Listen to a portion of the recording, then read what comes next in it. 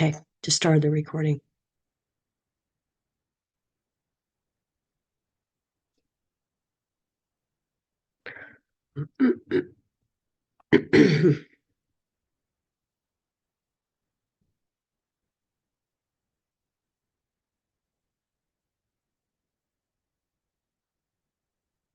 Okay, I'll get started. Well, hopefully the last few students will be joining us. If everybody could turn their camera on, please.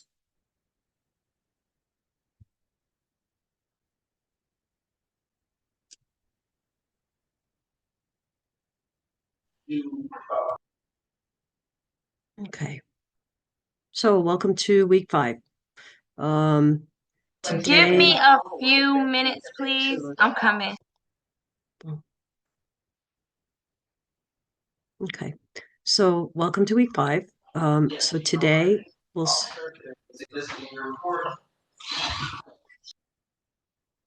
start off by doing our quiz 3 at the beginning of class, and then we'll review the quiz, and then we'll go over all the concepts from weeks 4 and 5 in detail. How does that sound?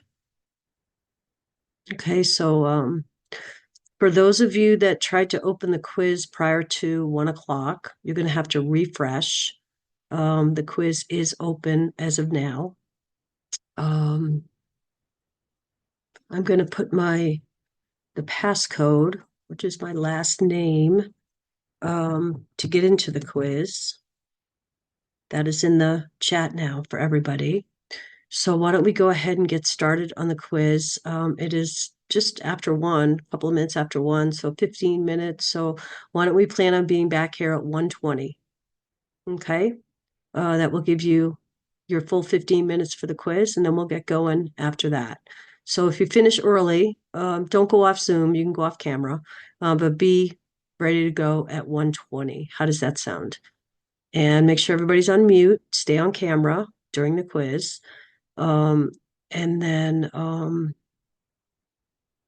if you have any questions or anything comes up during the next 15 minutes, 20 minutes, just put that message in the chat and I'll respond to that, okay?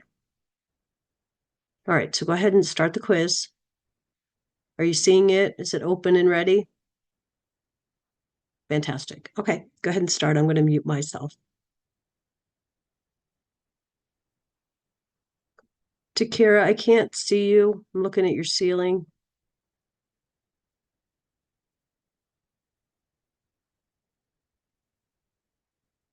Fantastic, thank you. Shakira, your camera needs to be on.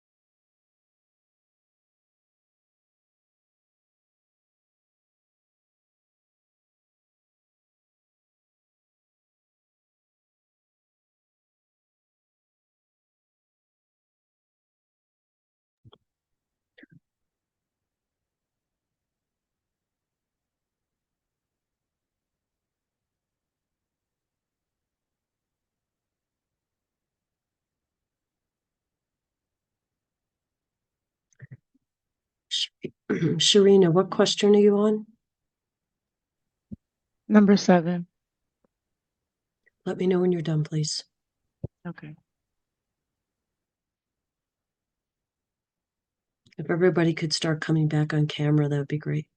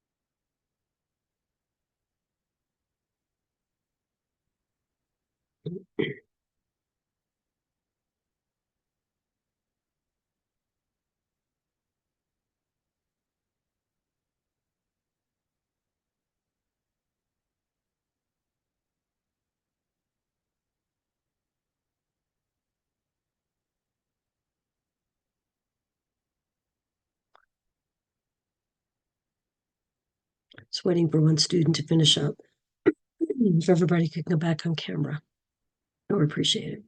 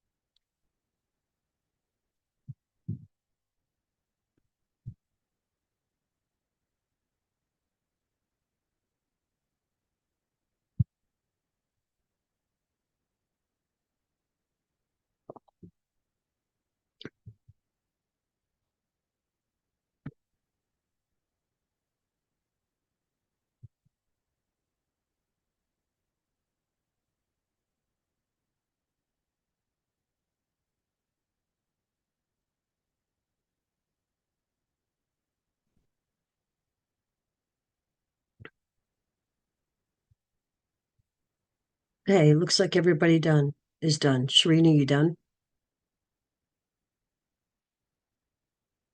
Sharina? Yes, ma'am. Okay, thank you. Okay, how'd you do?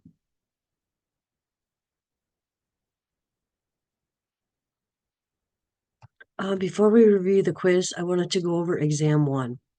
And for the most part, students did really, really well on the exam from this class. So I wanted to congratulate you.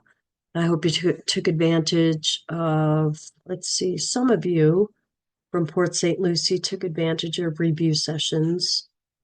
Let me check the Essington campus. None of the Essington students took advantage of any of the live reviews. So what I'm hoping is that you were watching the recordings. Are you watching the recordings if you didn't attend a live review? Okay, you had 3 recordings. You had one from Professor Ford, one from me, and then one from Dr. Copteros. I did Jeopardy. Oh, you did the Jeopardy. How was that? It Yeah, was good. It was really worked good good. for me. Good, Caitlin. That's good to hear. I like her because I had her for gerontology, and she just breaks it down. She gets rid of all the crap, and this is what you need to know. So I really like her. Excellent. There was, if I remember correctly, there were 27 students who attended that review for the Sunday night review for the Jeopardy. And then there was a recording. So for those of you that score below a 78, I put an announcement out when the grades are posted Friday night, that if you did score below a 78, I really, really need you to reach out to me. okay, and schedule a time to meet. And we can have a we can have a look, pardon me, at exam one and see what went wrong. We can see the concepts that you scored low on. We can review those concepts. We can review some test taking strategies. We can review what kind of questions you missed. And so I would really, really encourage you to take advantage of setting up a time to meet with me.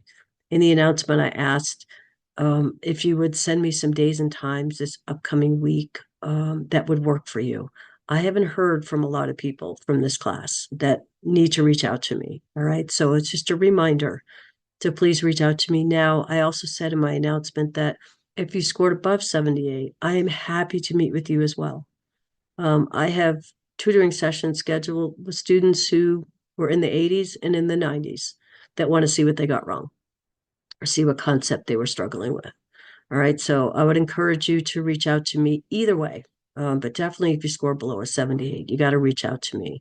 A lot of good comes from those reviews when we get together, when we can identify what might have gone wrong. Okay. So I'm going to leave it up to you to reach out. Okay. Let's see what the chat is. Oh, okay. All right. Let's take it. I'm going to share my screen and let's take a look at the quiz. Okay. Can everybody see my screen? Yeah. Okay. All right. There were several primary, secondary, tertiary questions on this quiz. Let's go through them. So the school nurse is engaging in a primary prevention program. Which intervention is appropriate? The only primary on here is B, discuss where and how to obtain ongoing contraception. So that's being proactive, right? What is A? Primary, secondary, or tertiary? That'd be secondary. Secondary. Yep. Yep. What about C? What's C? That'd be tertiary. Why tertiary? Because you're educating them, you're physically doing something. Okay, who wants to add to that? Why is it Because the tertiary? person already have gonorrhea, Yes, so they're teaching them about exactly. the antibiotics Yep, that they have they already. to take for Yep, the gonorrhea. yep. Good job, Andrea. Yep. Remember, with tertiary, they have to have something, right? Okay. What about C or D? What's D? Is that secondary as well? It's tertiary That'd because they pregnant. It's tertiary. Why is it tertiary? Because someone's pregnant and they Right. doing a diet.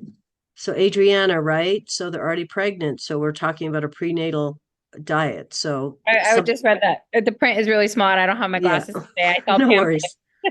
Does that make sense? Okay, fantastic. All right, good job, whoever answered that. All right, so this next question is about one of the concepts covered in week 4, which was adolescent pregnancy. So which counseling is appropriate to provide the pregnant adolescent? Okay, why is A the correct answer? It's A is the correct answer because it's preventing the issue from happening again, or preventing the possibility of pregnancy and STD. Preventing. Right. Prevention. And the important point to remember is that you can acquire, right? STDs during pregnancy, correct? So that's the other reason why it's important. B doesn't make sense, right? Because we are going to have modifications, correct? There are going to have to be modifications. Why is C incorrect?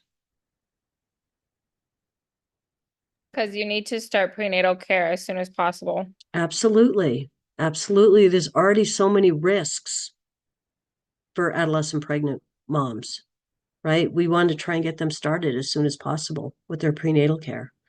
And then D, these adoption discussions don't have to be done right away. That can be a conversation over the course of the pregnancy. They don't have to be done as early as possible.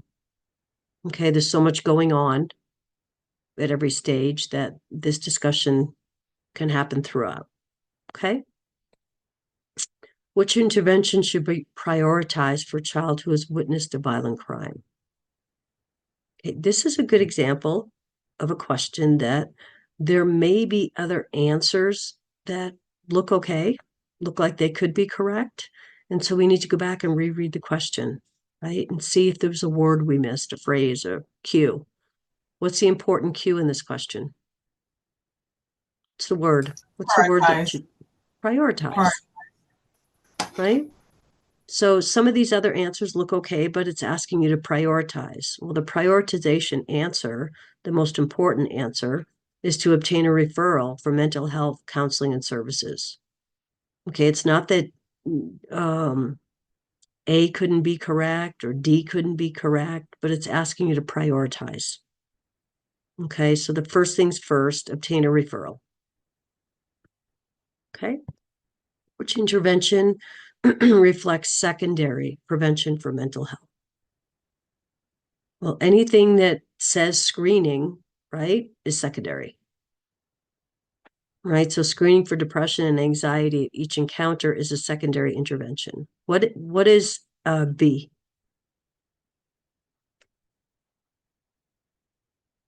Teaching is primary. Teaching is in all three levels, right? Yes. Preventing. But what prevention, teaching to prevent, right? What about C? What is C?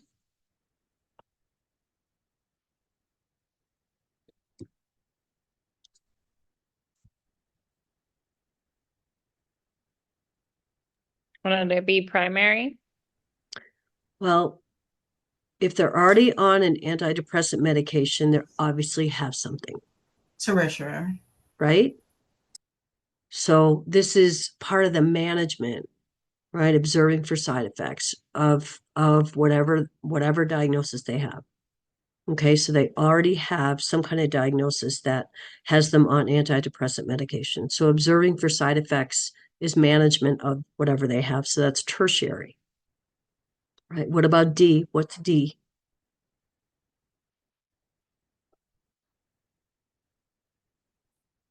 It's tertiary as well Because because they already have PTSD. exactly.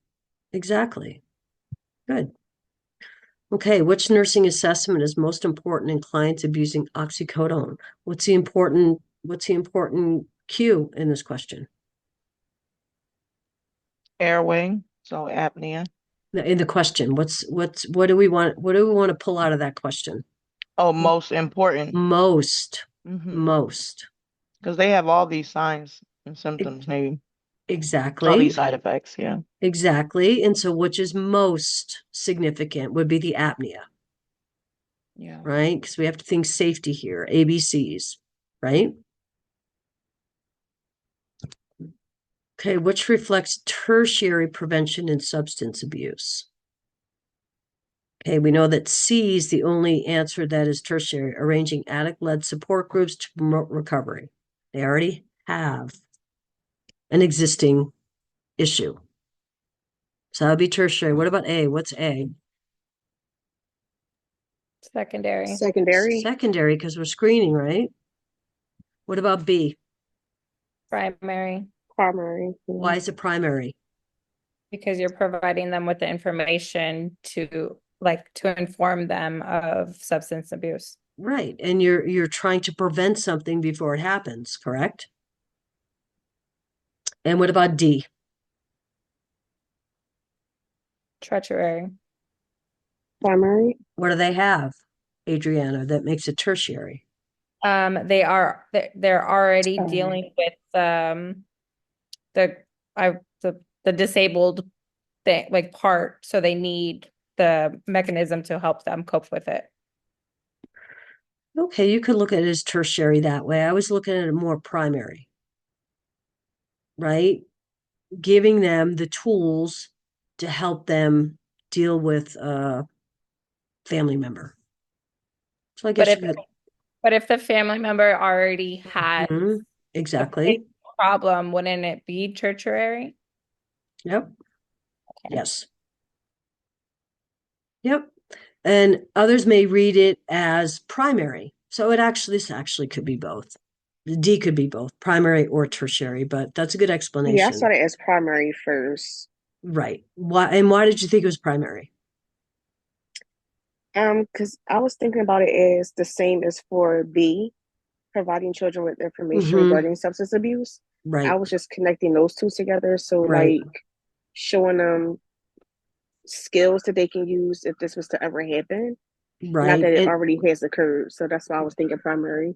yep. And Adriana's taken it one step further, making the assumption that we're taking care of a family member who has a substance abuse issue. So I can see how it could be looked at both ways. But for purposes of this question, it's clear that arranging the addict work group to promote recovery is the clear tertiary. D's kind of wavering on. I mean, I explained that D is primary. Okay. The next question has to do with one of the concepts covered in this week, which is the ethical principles. Okay, so what is non-malfeasance? What did you learn from your reading before we even answer the question? What is non-malfeasance? You didn't cause any harm with what you were doing to them. It didn't Exactly. Do no harm. Right? So A is the only answer that the action is doing is trying to minimize the harm. Right? So obtaining a new urinary catheter after contamination. So doing no harm means that you have acknowledged that you have contaminated the sterile field and you were going to go get a new kit and start over. That is the essence of do no harm. Okay? Look at the other three. The other three potentially are causing harm. Inserting a feeding tube to administer meds to a client who can swallow. Why would you insert a feeding tube? Right? That's potentially doing harm. Failing to document observed side effects of administered medication. That's potentially doing harm. Omission of documentation. Right? And then D, maintaining confidentiality of a fellow nurse who is working under the influence. That's potentially doing harm. Right? If you're not going to step up and say something, you are putting a lot of other people at risk. Right? By maintaining that confidentiality. So that is potentially doing harm. And we'll talk about some of the other ethical principles when we get into the content. Okay. Which the hospice nurse notes that the client's pain is poorly controlled despite a fentanyl patch is needed and sublingual morphine. Which intervention is appropriate? Okay, remember, this is a hospice patient. So what are we thinking? With the answer A, are we worried about addiction with a hospice patient? So that's definitely not going to be the correct answer. Right? At C now, counseling the client and the family that a pain-free death should not be expected. Well, actually, it should. One of the goals in hospice care is to alleviate as much pain and suffering as possible. Right? Why is D wrong? What's the problem with removing a fentanyl patch early and applying a fresh one in the same location? When you make them like overdose, can you give them too much of it? It's part of it. What's the other part of what's wrong? What's the other part that's wrong about this Should it answer? not be put inside the same location? It should not be put in the same location. It needs to be rotated, correct?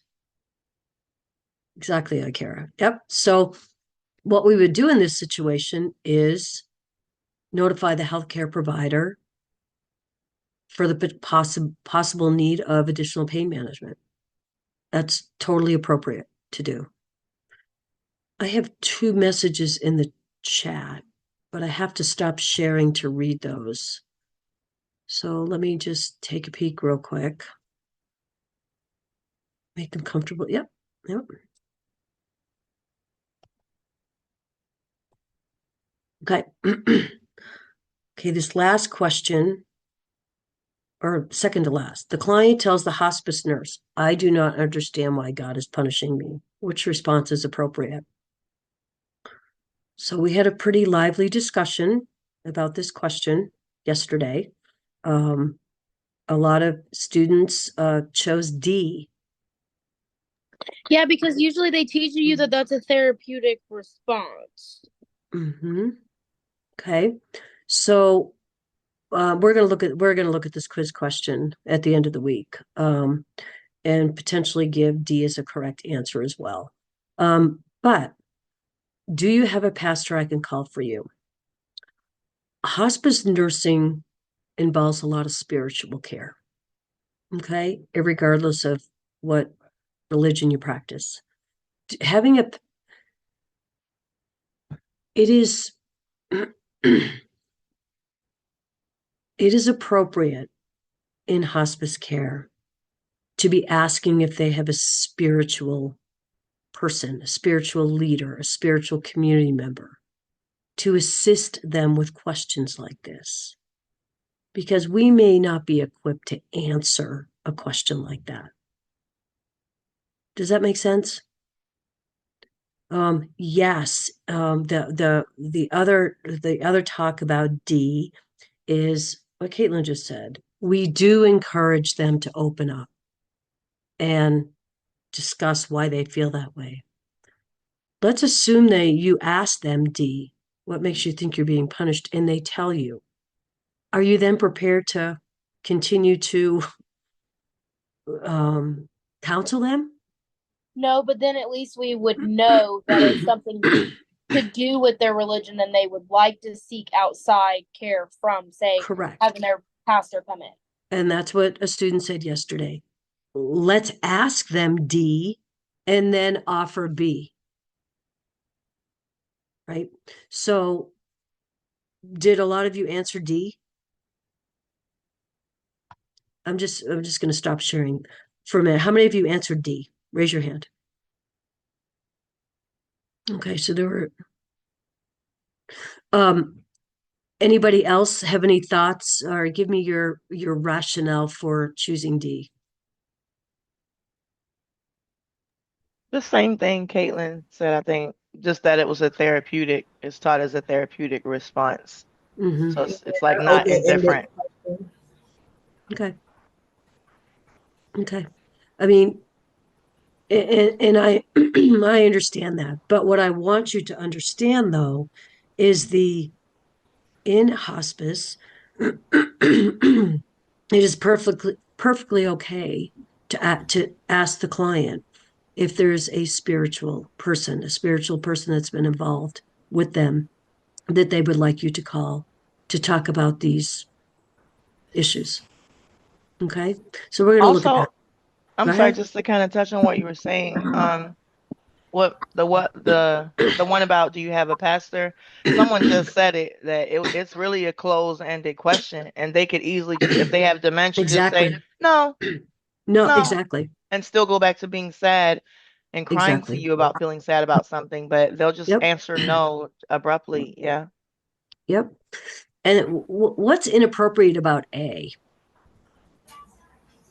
Let me pray with you for your forgiveness. Mhm. Go ahead, That's like- Andrea, please. Your beliefs may be different from theirs. That's like casting judgment on them. Exactly. Like they have sins. Right. It's acknowledging or almost agreeing with what they're saying, right? What about C? It's not therapeutic at all. Exactly. Yeah, I think this statement itself is true, but it sounds like it sounds rude, cynical. Right. Exactly. All right, good. Thanks for that. Okay, so now the last question. A client with metastatic cancer has made the decision to stop all cancer therapies. Which statement by the nurse reflects the respect for the client's autonomy? Autonomy is another ethical principle. What does the principle of autonomy mean? What's autonomy? It The right means to make their own decisions. Exactly. Making your own decisions. We encourage and expect the client to be involved to the extent that they can, right? And decision making for their own plan, right? Their own plan going forward. That's what autonomy means. Okay, so A is the correct answer. Would you like me to help in sharing the decision? You've heard them, you've accepted what they've said, and do they need assistance helping share that decision? What's wrong with the rest of them, B, C, and D? The autonomy of the patient is not being respected. Correct. He made a decision already. There's no need to like. That's exactly right. Why would you talk about radiation if they've already made a decision to stop all therapies? Right? And then C is just questioning them. Do you think this is the best decision? Who are we to question their decision? Right? And then, like Amy said, D is just disrespecting what their decision is. Right? Okay. All right, I want to go to these concepts and talk a little bit more, pulling up the PowerPoint. This is from week 4.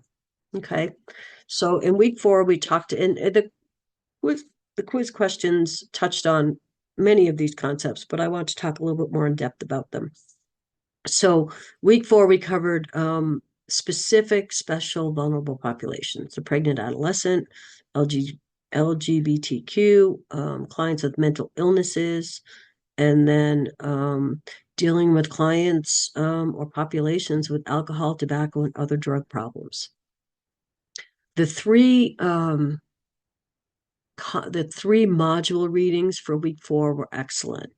You had other readings, but I really want to make sure you go in and have read those in preparation for the next exam. Okay, there's one on pregnant teens, LGBTQ, and mental illness. So please go in and read those. Lots of excellent information in those. So we talk about pregnant adolescents. What are some challenges do pregnant teens face?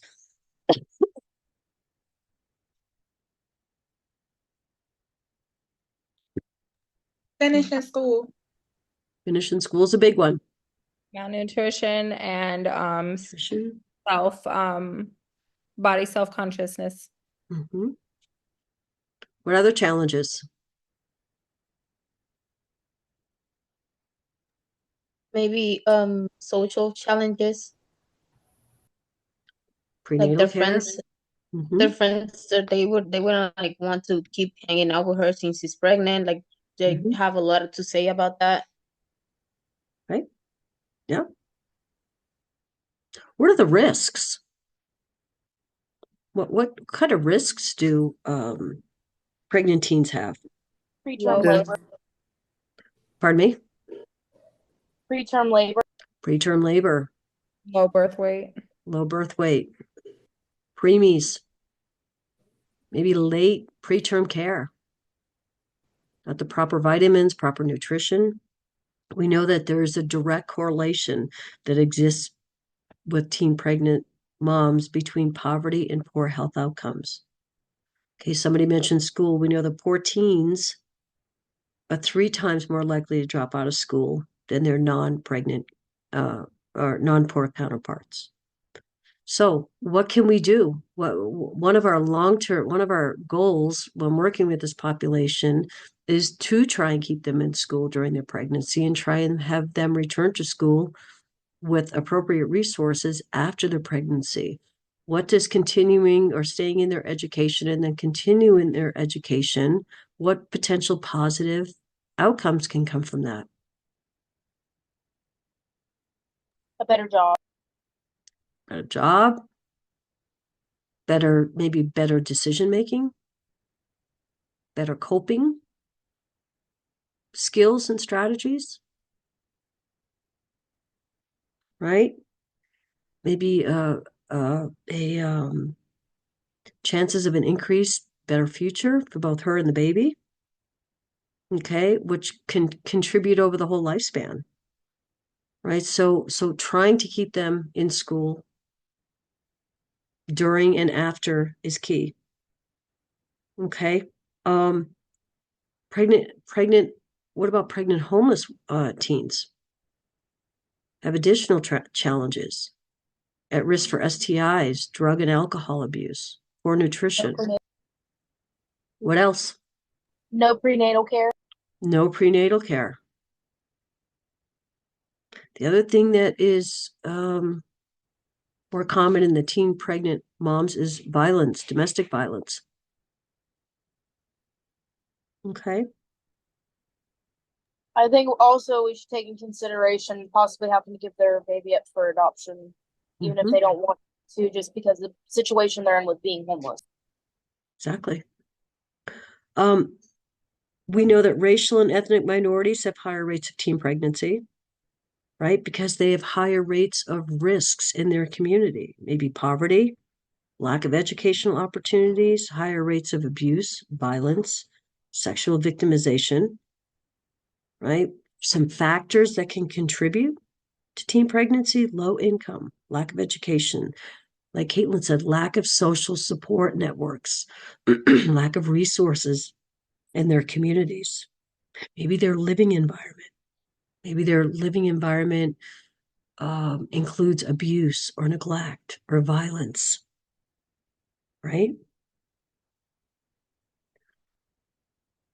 Postpartum. Let's talk about postpartum for a minute.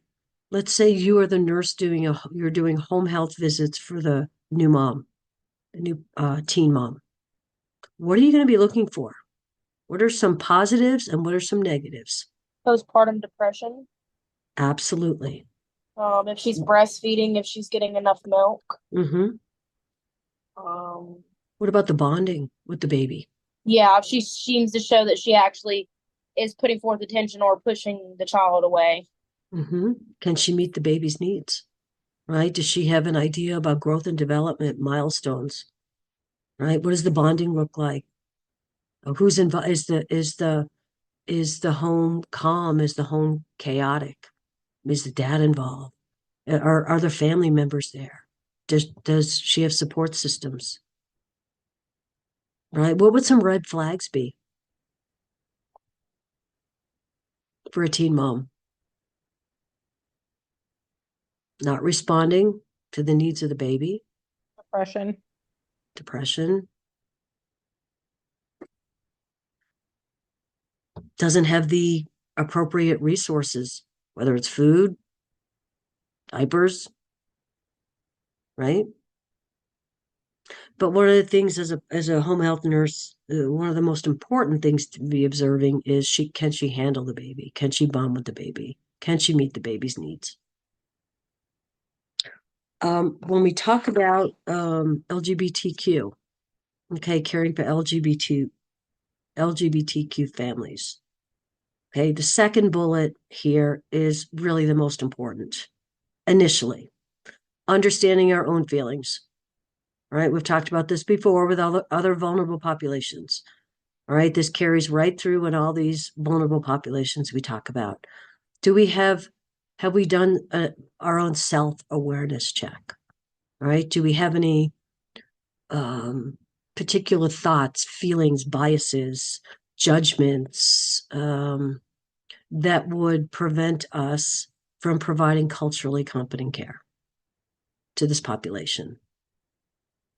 Okay, that's the most important, all right? Because as we work through those kinds of feelings, if we have any, our goal obviously is to provide a safe environment, being non-judgmental, providing a safe space for them to be able to talk about their sexual orientation, right?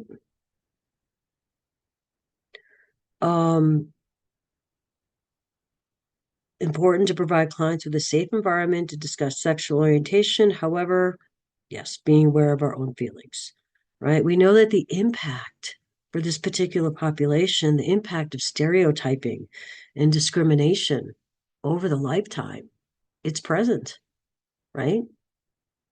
But we as nurses can work to alleviate that stress for them when we're working with them, of being compassionate, accepting, non-judgmental, asking open-ended questions rather than saying, you know, do you have a boyfriend or girlfriend? Maybe you say, who is your partner? right? Asking questions that don't assume heterosexuality, right? Do you have a partner? Are you in a relationship? Open-ended, non-threatening questions. The one thing I want you to remember about this population is this fourth bullet here, CDC recommendations. Okay, so the CDC has annual screening recommendations for this particular population. Okay, their recommendations are STI, HIV, gonorrhea, herpes, chlamydia, and syphilis. That is an annual recommendation. However, if an individual within this population is at higher risk, and there's two factors that put them at higher risk. Okay, individuals with multiple or anonymous sex partners is one. Okay, or if they're using illicit drugs during sex encounters. Those are two more high risk populations that put them at increased risk, and that screening goes down to every 3 to 6 months. Okay, you're going to be asked about that in the next exam. Okay, so be aware of what the annual screening criteria is and what conditions, what are the two conditions that put them at higher risk that the screening goes down to 3 to 6 months. Okay.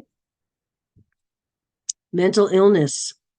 Okay, we know that anxiety, I talked about this a little bit in my concept recording. Anxiety is normal. Okay, anxiety is expected.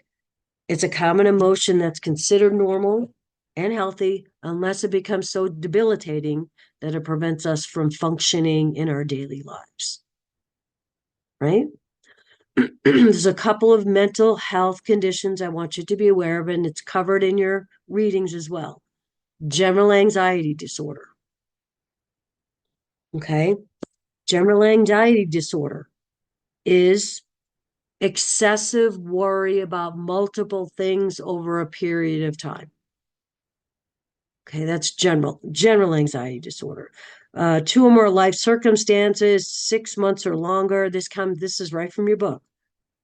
Okay, the worry is considered beyond average. Concern about multiple things at a time. Feeling anxious about numerous things. Okay, phobias. Okay, what's a phobia? Excessive, irrational fear about something, an activity, a situation, an object, right? The fear can lead to intense, extreme anxiety, right? Interferes with your normal responsibilities and routines, right? OCD. What's OCD? Obsession. Recurrent, intrusive thoughts about something, right? Thoughts that create increased anxiety. Okay, PTSD. What's PTSD? A previous event that involves some kind of a threat, whether it's threat to injury, threat to death, right? In which whoever experienced it, intense fear, helplessness, hopelessness, right? The horror. Okay, and then the reflection back, the remembrance of those events. That's PTSD. Okay, and not on this slide, but I want to mention is somebody who has suicidal ideations. Okay, what do we want to do with somebody who has suicidal ideations? What's our priority in caring for them? What kind of questions might we want to ask them? If they have a plan. Do you have a plan? Have you tried this before? Do you have the means to carry out your plan?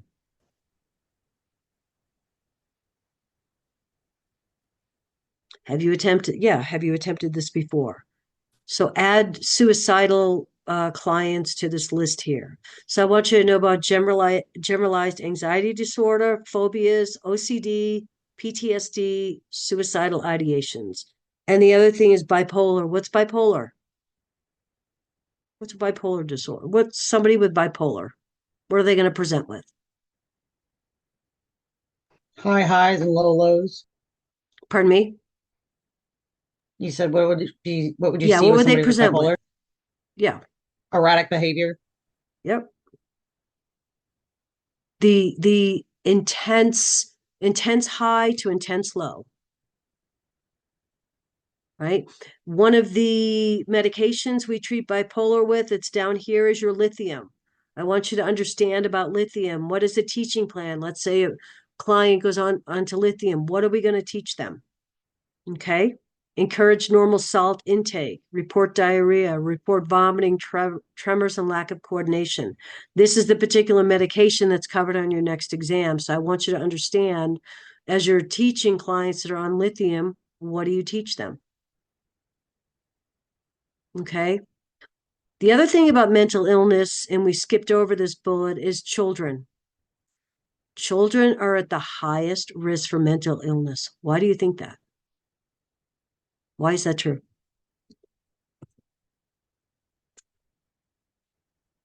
Because probably they may not have the threshold, the coping skills to deal with adverse situations. Mm-hmm. They're still very vulnerable to understanding all of that. Yeah. Yeah, they're not able to advocate for themselves after the pandemic, and all these kids came back to school that were out for a year, and I was still in the schools. The level of mental illness signs, symptoms, diagnoses was incredible, incredibly increased. Okay, lots of new diagnoses, lots of new conditions. That social isolation that these kids experienced during the pandemic really affected them. You know, there's a lot of kids that have very unstable homes that may be victims of abuse or neglect, or maybe parental violence, domestic violence, right? Kids are very high risk. Maybe they live in poverty. Maybe they don't have good education opportunities. Maybe they don't have good access to healthcare. Okay, don't have good access to mental health providers. Children are the most at risk for mental health issues. And then alcohol, tobacco, and other drugs. We know that substance abuse contributes to lots of things. Teen pregnancies, STIs, domestic violence, child abuse, child neglect, human trafficking, motor vehicle accidents, fights, assaults, crime, homicides, right? And a slew of other things, right? What are some contributing factors to substance abuse? What are some additional contributing factors? What if you may be genetically predisposed? You maybe have a family born addicted to drugs. Pardon me? Born addicted to drugs, or just their family in general, or addicts. Absolutely. Yeah, you have a history of alcoholism in your family, history of drug abuse in your family. You may be genetically predisposed, right? People with mental health illnesses also are at much higher risk of developing alcohol, tobacco, or other drug problems. What else contributes? Social environment, culture environment, your own behavior, right? There's a couple of terms that I want you to be familiar with. Substance abuse, drug dependence. What is withdrawal? What's the difference between withdrawal and detox? What's the difference between drug dependence, drug addiction? What is polysubstance abuse, alcoholism? Okay, these are all listed out in your book. Okay, so there are questions on the next exam about some of these terms, being able to have a scenario of a patient presenting with whatever. What is this a sign of? Is this a drug addiction? Is this polysubstance abuse? So have a look at these definitions. Okay, this is slide number 7 in your PowerPoint.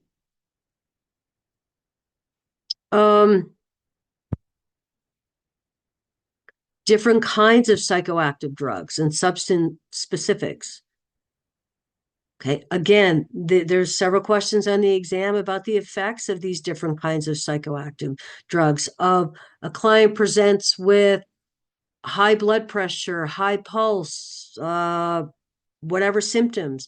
Is this maybe a symptom of an amphetamine overdose, a cocaine overdose, right? Antidepressant overdose, or what are they taking? When we talk about nicotine and tobacco and vaping and e-cigarettes, an important point to make. Let's say you're working with a family that smokes and they have kids in the house, and you're the home health nurse and your goal is to have a smoke-free environment. What if the parents vape? Oh, I don't smoke anymore, I vape. Is that okay? Why?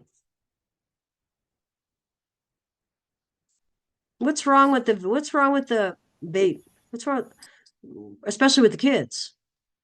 The toxic metals that are in it. The oils too. The metals and the toxic oil of that vape.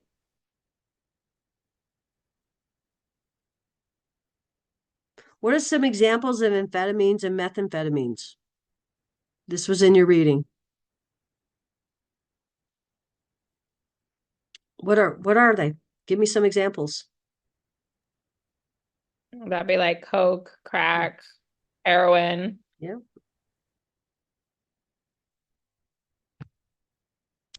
What can we do as nurses? What are some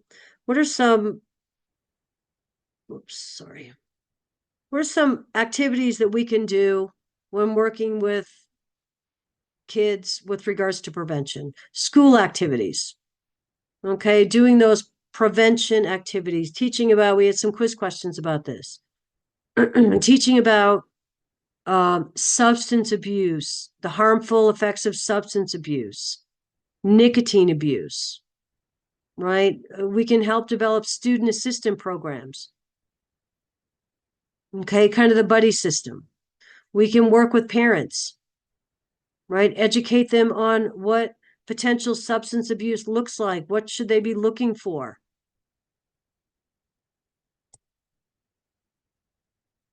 Offer after school activities to keep the kids busy, sports, clubs, whatever, right? Maybe another suggestion is parents not allowing their kids to drink in their home. That can all be done with the education we do with parents. I did a lot of education in the schools with parents. We did a lot of education with the kids, but we also had parenting educational sessions, and they were very well attended as well. Okay, working with kids on developing anti-peer pressure skills, because a lot of this substance abuse, alcohol abuse, comes from peer pressure. And then offering screenings. Okay, so as community nurses, we do play an active role in primary prevention activities. Okay. Questions about any of those concepts? Let's get into week 5. So this week we cover the hospice and palliative care, death and dying, faith and spirituality, faith community nurse, ethics.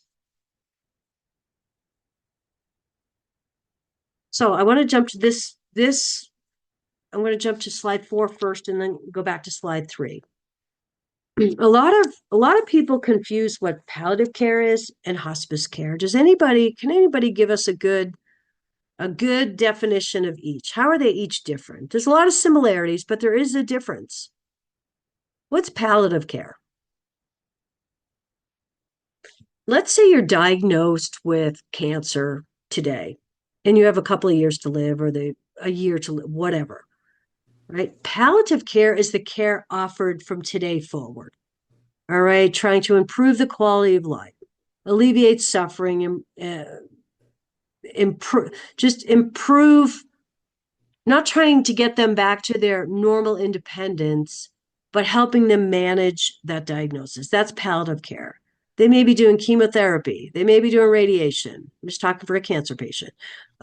They may be still doing treatment, right? But that's palliative care, right? Where we're helping them improve the quality of their life, right? Trying to alleviate as much suffering as possible. Then when we get to hospice, okay, hospice is usually 6 months to live and all treatments are stopped. That's the difference. We're still providing palliative care when we go into hospice care, right? But all treatment has been stopped. Does that make sense? Because a lot of people think of those as it means exactly the same. It doesn't. Hospice doesn't take place until usually towards the end when all treatments have been stopped. But you're practicing palliative care all the way through. Okay. One of the things to remember with hospice is the stages of grief. Okay, they're here on this slide: denial, anger, bargaining, depression, acceptance. This is in your reading. Know what the stages are. If you're a hospice nurse working with a family that has obviously their client, but has family members, maybe of different age groups, maybe different ethnicities, they may have different beliefs on hospice care, end of life care, right? So many family members may be in different stages of grief. How do you work with those family members that are in different stages? Use of therapeutic communication, open-ended questions. We talked about pain control in one of the quiz questions. We're not worried about addiction from opioids with a hospice client. Okay. Some of the goals when we're talking about hospice care, death and dying: keeping the patient comfortable, trying to maintain dignity and self-esteem. Pain control. We had a quiz question about that. Okay, interacting with the family as well as the patient.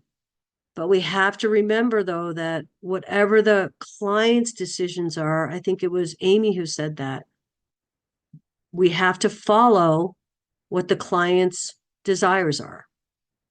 Families may disagree with clients' decisions, but ultimately we have to follow what the plan of care is that the client or the patient has verbalized, right? Another goal in hospice care is to alleviate the pain, right? We know in hospice there's no cure, okay, but we can try and improve the quality of life. We can try and humanize death as normal.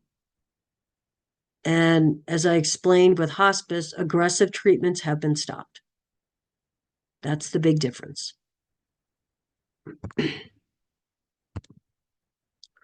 Part of hospice care also includes or may include faith and spirituality with culture, right? So whatever religion you practice and wherever you practice, whatever environment, a lot of these institutions or places of worship have what's called faith community nurses or faith community members, okay, that bring the spiritual side of that religion, whatever it is, into the care of clients. Okay, so that also brings up the discussion of cultural competence, right? So with cultural competence, we, in our communities, in our religious communities, we need to understand our own biases again, like with the vulnerable populations, understand our own biases, judgments, beliefs with other cultures. Okay? We need to treat everybody as a unique individual. There's no such thing as common minorities. Okay? If we don't know about certain cultures, we need to gather the data on certain cultures. Okay, because we want to incorporate as much of their beliefs, values, practices, behaviors into that plan of care, right? We don't necessarily treat patients exactly as we would want to be treated, as our cultures, some of our cultures are just vastly different, right? So in caring for the client who needs palliative care, hospice care, or just caring for clients in your own congregation. Okay, cultural competence is something that we need to be practicing and looking at the experience of whatever client we're taking care of through their own lens. Does that make sense? I mean, I've been a nurse for 40 years. I've been working on cultural competence my entire career. And it's a journey. Okay, we talked about the faith community nurse, bringing whatever faith-based teaching and knowledge to that community is what that faith-based nurse does. I have a couple of friends that are faith-based nurses in a congregation here where I live, and they've been doing it for years. They do home visits to new moms, home visits to maybe a grieving spouse that is widowed now. They do health fairs. They do grief support groups. Okay, a faith community nurse. Do any of you belong to congregations that have faith community nurses in them? Anybody? It's a really important role, and I bet you'd be surprised if you asked within your congregations, do you have somebody that brings the spiritual aspect of whatever religion and is out in the community with clients in the congregation doing different things? They could be volunteers, they could be paid nurses. Okay, health education, health promotion, letting the clients in the community know what resources there are. They're incorporating the spiritual health and religious practices into the care. Okay, the focus is holistic, mind, body, and spirit. Ethics, I want to talk about ethics. Okay, most organizations have ethical committees, ethical groups that meet to discuss ethical situations that may be going on in their organization. It's a hospital, long-term care facility. But one of the first things we need to, before an ethics committee convenes, right, and starts their decision-making process, we need to understand what the ethical issues are. We, as nurses, as citizens in the community, are always hopefully making decisions based on our ethical principles, right? Whether it's decisions for our family, decisions for ourselves, decisions at work. What is ethics? What does ethics mean? To practice ethics, to practice proper ethics. What does it mean? What is ethics? To have integrity while you're working. Yeah, that's one. What else is ethics? Your values, your worth. Exactly. Excellent. What else?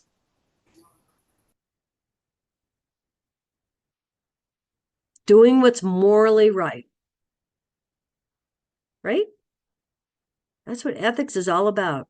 Doing what's morally right.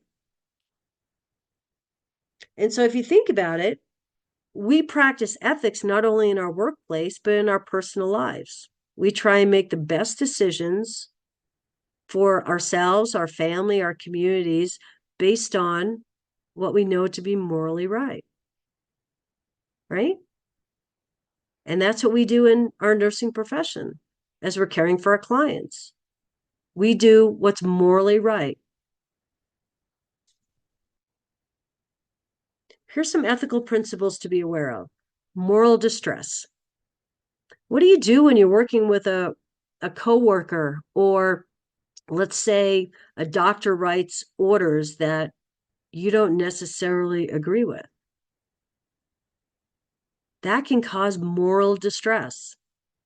What are some other examples of moral distress?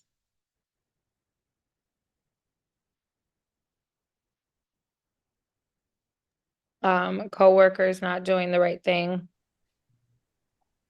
And you see it. Yeah. And what do you do? I mean, moral distress is a common occurrence in our everyday lives, whether we're at work or not at work. There's lots of things we agree with and don't agree with, and it's how we handle the moral distress, right? Beneficence, we talked about non-malfeasance, do no harm. That's in the middle. But beneficence is the other really important principle that we practice. What's beneficence? To avoid causing harm. That's non-malfeasance. Okay, do no harm. Beneficence is doing good, Pardon me? Knowing you're doing wrong or doing something wrong? Well, beneficence, the ethical principle of beneficence is doing good, right? We practice that, right? We are good people. We practice in our personal lives and our work lives beneficence, doing good, doing the best we can based on the information we have at the time, right? Advocacy. That's another ethical principle. We are advocates for our families. We are advocates for our clients, right? Let's say you have, I always use this example for advocacy for our clients. Let's say you have a client who's been diagnosed with a disorder, but their insurance doesn't cover their medication. Okay. Let's say you, the nurse, discusses with the insurance company, you know, even though their insurance doesn't cover, this is just an example of advocating for your client. This client's going to end up, it's going to be way more expensive with all the additional hospitalizations without this medication.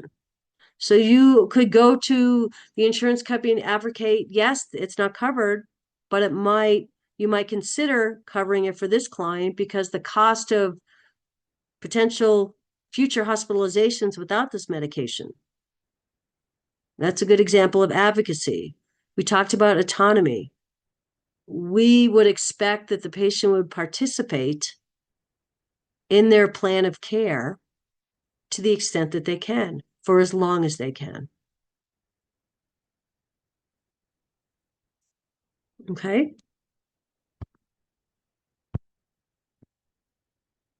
And the last comment I wanted to make was the American Nurses Association.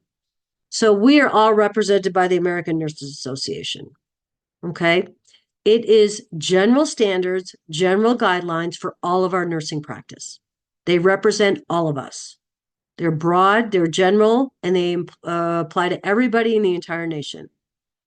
Okay, all of the specialties, OB, pediatrics, gerontology, neonatal practice, they all have their own standards and guidelines based on their own specific practice.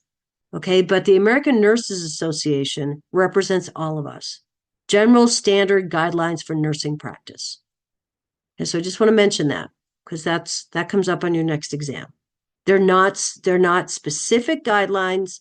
They are general. It applies to all nurses. Okay. So that's a good overview of the last couple of weeks of concepts. Do you have a little bit better understanding of each of them? Okay. Questions? Yes, I want to make sure I'm not overlooking something in my modules. There's no homework for this class this week? Pardon me? There's no homework in this class this week? Week 5. I think week 5 is just a quiz. Okay, I thought I was overlooking something. I was a little confused. If there's no homework, I'll take it. Okay. No, I think it's just quiz 5. Let me double check.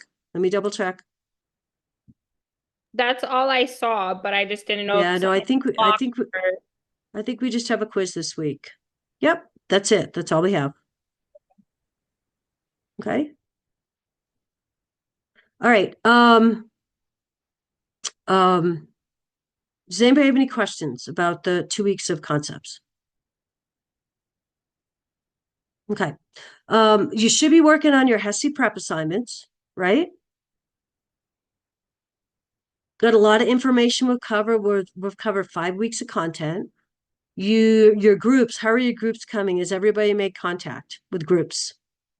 I email my group. Okay. So I'm just waiting to hear back to see All right.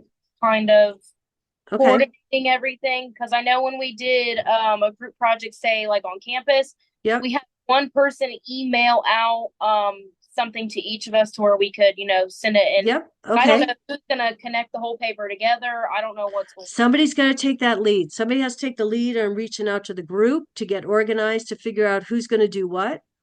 And then somebody needs to take the lead on, everybody has to get their portion to Caitlin by a certain date, and Caitlin puts together the final paper. Because what you submit, everybody submits the final paper. It all looks the same. So I understand I'm getting 4 copies of the same Yeah. thing. But don't submit just your part. Okay, you got to submit, you've got to submit the final project. Okay? Well, I did reach out through Okay. Canvas, the other 3 people or 4 people that's in my group. So I'm just Okay. waiting to hear back from them what we're doing. Fantastic. Okay. All right. Week 9. Pardon me? You said it's a HESI prep assignment. Yep, that's due in week 9. But remember, we talked about this in the week 1. This is a document you should be completing throughout the whole term. As we cover each concept, there's information in that HESI prep that you can fill in. Don't wait till week 9 to fill it out. That's Okay, so this might be a good week without any homework of going to that HESI prep, going back through your first 5 weeks of notes and filling in what you can fill in. so I'm not seeing that assignment, buddy. Yeah, it's week 9. It says download the download the document. I mentioned this in week 1 to put it on your desktop in week 1. Okay, I was going so to, you I should didn't- start working on that. Okay, this would be a good week to catch up on that. I have a question about that. Does it have to be typed or can we? put it No, right you on can it? do whatever you want. Usually it's a Word document, so you can type into it each box, or you can write into it each box and take a screenshot at the end when you turn it in. Most people just put it on their desktop and fill it out as a Word document as we go. Okay? All right. I hope you guys have a good week. I'll send you the recording later on today. And then for the people that need to reach out to me with regards to their exam 1 scores, please do. Okay. Trust me, it will be beneficial to you for us to meet. Okay.